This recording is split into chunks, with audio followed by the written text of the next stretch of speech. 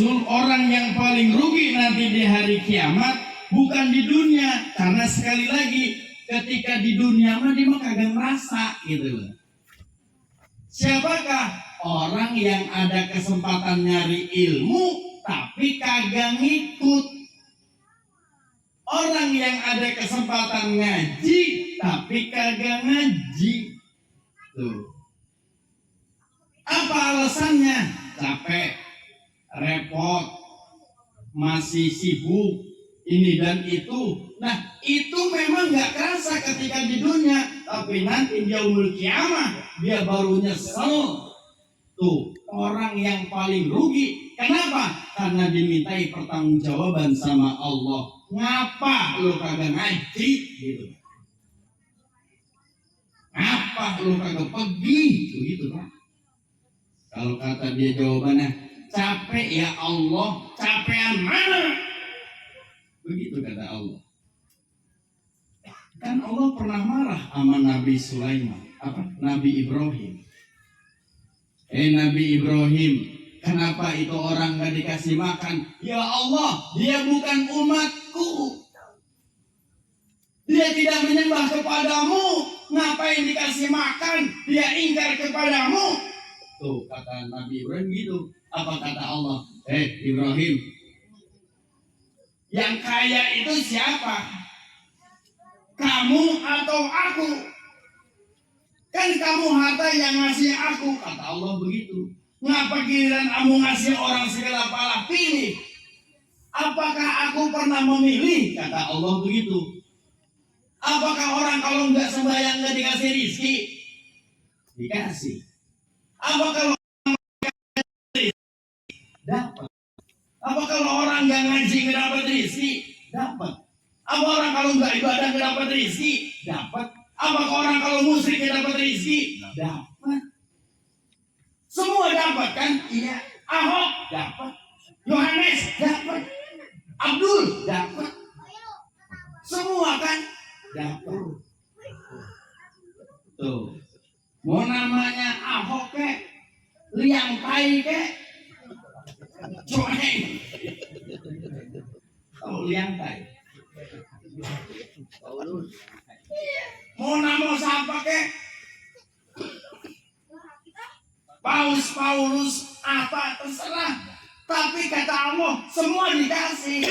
Lah situ tebang baru ngasih orang makan segala pala pilih. Iya ya. Tuh. Maka ketika kita nanti dipertanggungjawabkan oleh Allah, kenapa kamu enggak ngikut belajar? Kenapa enggak ngikut ngeriung? Kenapa enggak ngikut ngaji? Kenapa enggak ngikut para ulama? Kenapa ada kesempatan kagak pergi ngaji? Sibuk. Sibukan mana? Situ sama saya, kata Allah begitu. Saya ngurus dunia, ngurus isinya. Biasa aja. Tuh kata Allah begitu. Nah, tebang ngurusin awak dewe. Tebang ngurusin keluarga. Anak berapa emang? 10. Lihat makhluk saya berapa. Udah mau bakal menang Pak. Kita ngelawan nanti kalau di hari kiamat. Nah iya, maka kita sebetulnya udah gak ada alasan apa-apa. Kenapa? Karena kata Allah, lo udah dikasih kesempatan masih kagak mau. Tuh. Maka kata Rasulullah, rugi orang itu nanti di hari kiamat. Bukan karang, karang emang gak keras. Gak keras aja kenapa? Lah emang lagi nyari duit. Lah kalau kita gak nyari duit, bini kagak makan. Kata kita kan bahasanya begitu ya. Anak kagak makan. Lah emang yang ngasih rezeki anak bini siapa? Kan Allah. Laki emang emang suruh merah doang. Iya kan? Yang ngasih siapa?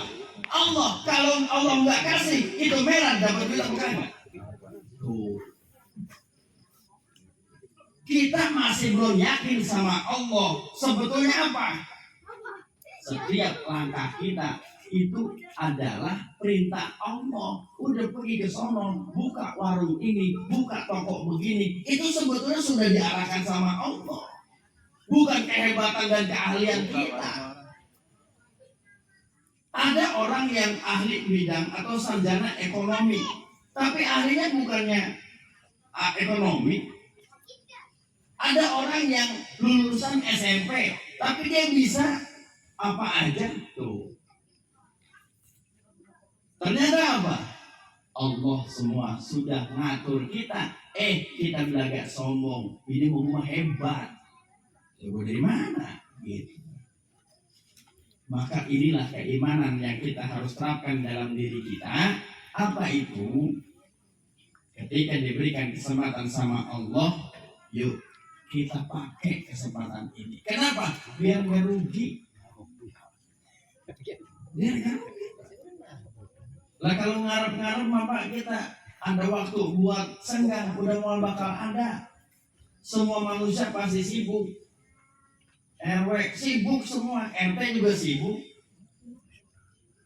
Nggak ada sebetulnya orang pengangguran, nggak ada. Di Jagat Raya ini nggak ada orang pengangguran.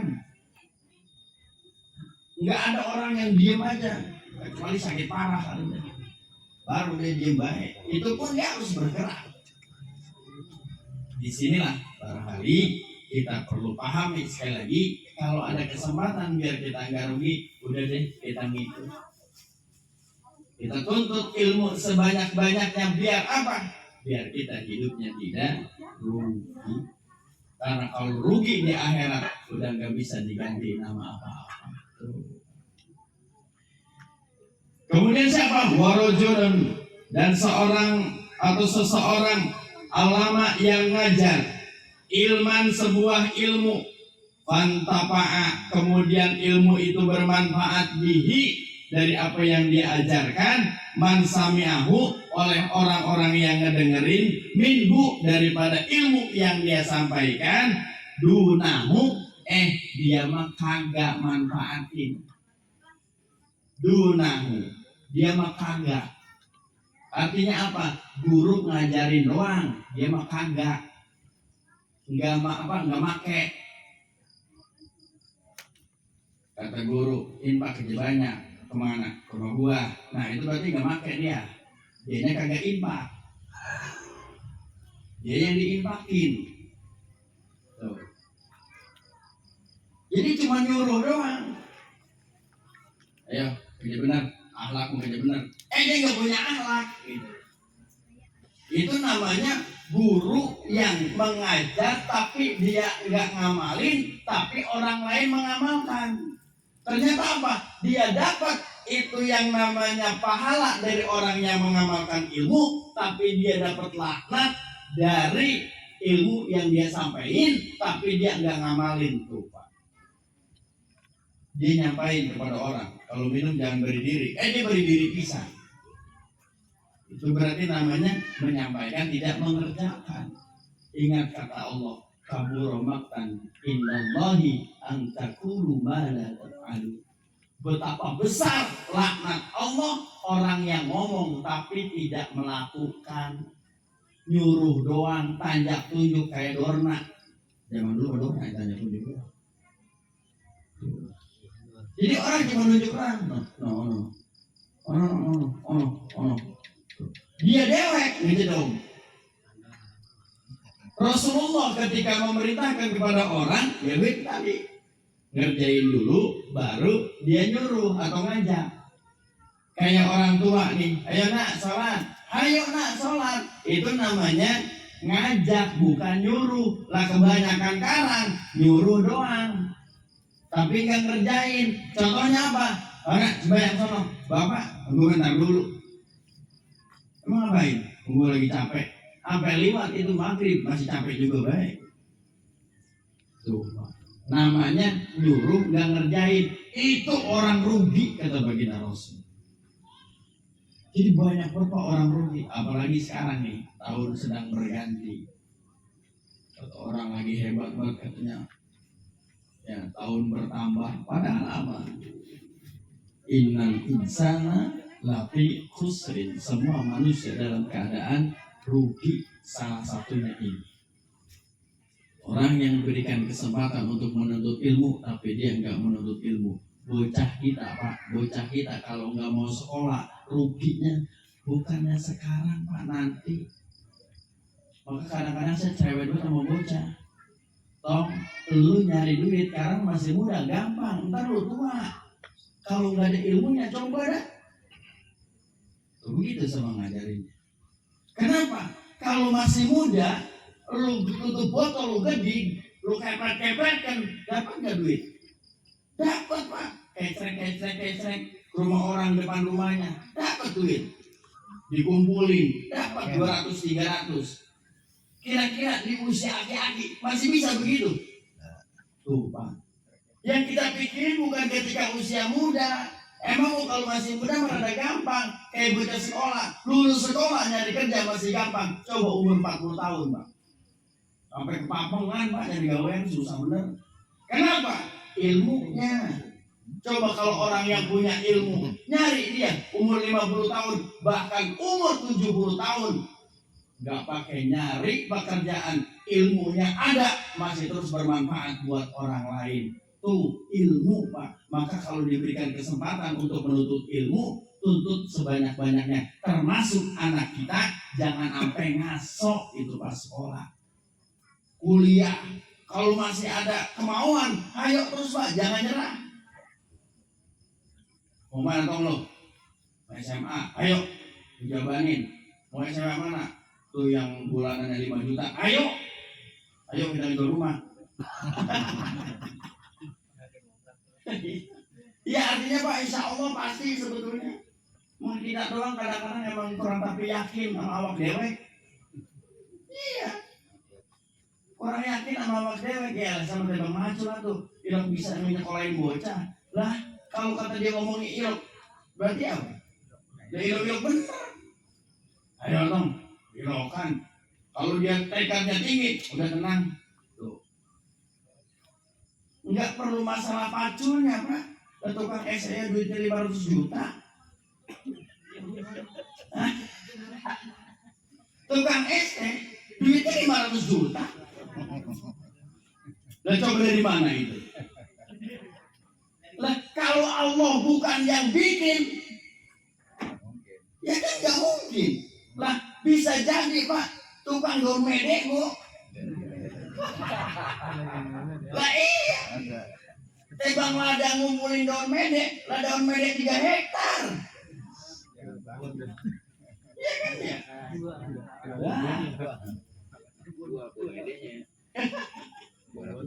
Tuh. Kita itu masih apa ya? Otak kita emang masih ketakutan. Iman kita tipis bener. Apa gua sebab takut? Yang model orang kayak kita katanya ilokan, Pak. Di Baksono Brabeetan besok umroh tebang ladang apa? Keliling ayam potong. Pakai motor. Mending pakai mobil. Mending punya lapak mah kagak. Besok udah mau pergi umroh. Belum kecerita kan duit dari mana. Pokoknya dia ngumpulin aja berdua-dua sama bininya. Makanya kita kayak kudu sering-sering ngumpulin. Tadi ngumpulin ambek doang. Kita kumpulin pak. Kita kalau yakin mah masya Allah. La ilaha illallah. Nah, itu kehebatan Allah. Emang iman kita yang kagak ada.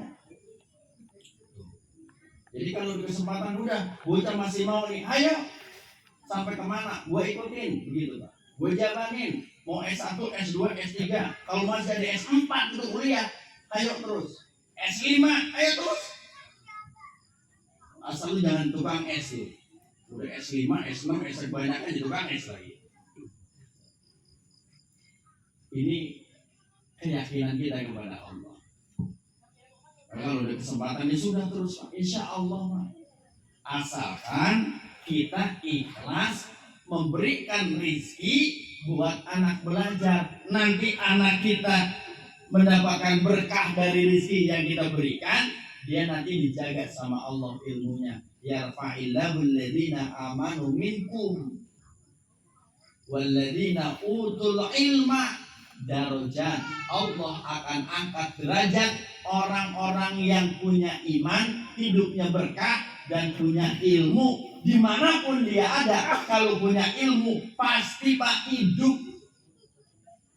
Tapi kalau dia nggak punya ilmu, misalnya dia ada di kantor bank pun sekalipun, duitnya bandeng, kalau ilmunya kagak, modal Pak di dalam bank. Bingung dia, mau ngapain duit. Makanya kenapa orang miskin kagak dikasih miliaran sama Allah. Modal bisa Pak. Orang miskin nambah duit misalnya nih, pas lagi ngacrok, macul, di lahar, tiba-tiba ada duit 3 miliar dia nemu, kira-kira Pak, itu dia hidup atau mati? Bantu aki-aki. Mati Pak, kaget. Ya kita betul 3 miliar coba buat apa? Pusing ya. Buat taruh takut dicopet, buat taruh takut bini tahu, entar tetangga tahu, stres Pak. Ya kan ya? Nambah duit 3 miliar, stres Pak. Apalagi cerita zaman sekarang viral, ditanya ini, tanya itu, udah macam-macam. Bisa mati kelemesan Pak gara-gara udah 3 miliar. Makanya tukang es baru sampai di 500 juta. Kalau sampai 1 miliar, tukang es bisa sombong Pak. Kan jatuhnya begitu ya, kalau orang gak punya iman. Kalau dikasih duit sampai kebanyakan kata Allah, nah, ini Romana mau sombong lah. Ini baru tembak pergi haji ke Romana udah, baru pergi umroh, baru duit segitu aja Romana udah lain udah perginya. Maka setiap apapun yang diberi Allah kan hakikatnya sebetulnya kan ujian. Termasuk kesempatan-kesempatan begini, Masya Allah. Ini ujian yang berat yang sangat luar biasa, termasuk menuntut ilmu. Makanya dimotivasi oleh baginda Rasul, kalau ada kesempatan untuk ilmu, udah ikut aja. Tuntut ilmu sebanyak-banyaknya. Dalam bahasa orang Bojong, long life education. Orang Bojong baru ngomong long life education. Nanti orang Bojong. Apa? Nuntut ilmu itu seumur hidup, dari mulai dia lahir sampai nanti dia meninggal, itu kewajiban untuk ilmu. Maka orang-orang yang begini nih, yang insya Allah nanti di yaumil kiamat tidak termasuk orang yang rugi. Amin ya rabbal alamin. Dan besok mau gitu bilangin tuh sama yang sering kagak datang, rugi lu kalau datang. Buat apa? Buat awak kita dewek. Makanya kan kalau jamaah walaupun disini terlambat datang, itu mulia nanti dia yaumil kiamat, nggak apa-apa disini dikatain gue. Tapi nanti dia yaumil kiamat hidup dia akan mulia di sisi Allah Subhanahu wa taala. Amin ya rabbal alamin. Nah, iya begitu.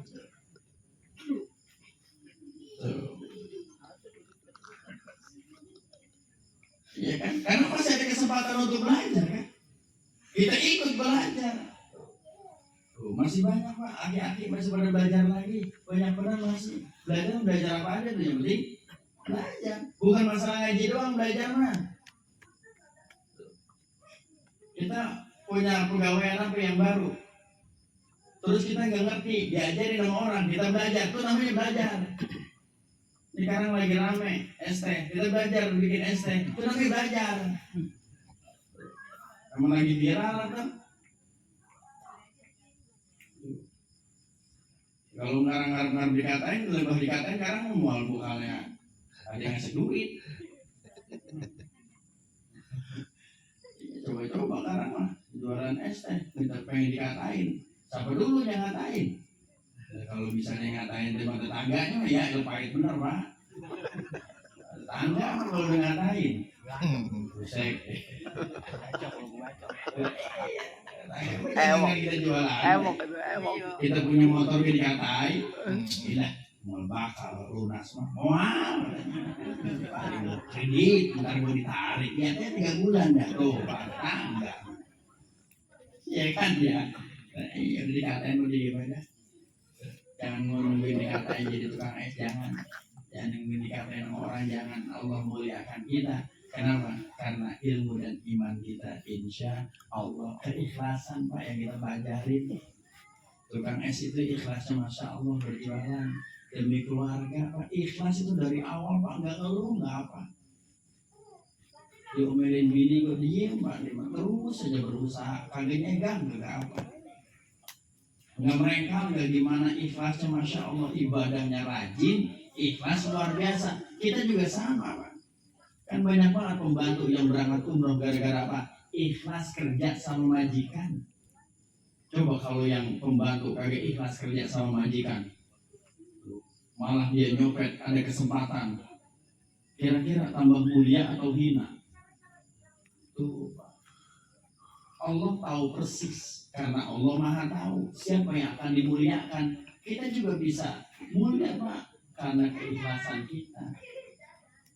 Maka ngapain kok? Kuncinya adalah ikhlas. Yang lain kadang ngikut-ngikut. Bukan masalah jualannya, ikhlasnya sanggup apa kagak. Orang kemarin viral ya, Sudiran ada tempat pengajian, jualan es makin banyak. Kata di Mamur ngarep dikatain. Ini karena mau dikatain pahit bener. Mereka sampai pulang ke rumah sakit hati ngobrol hilang.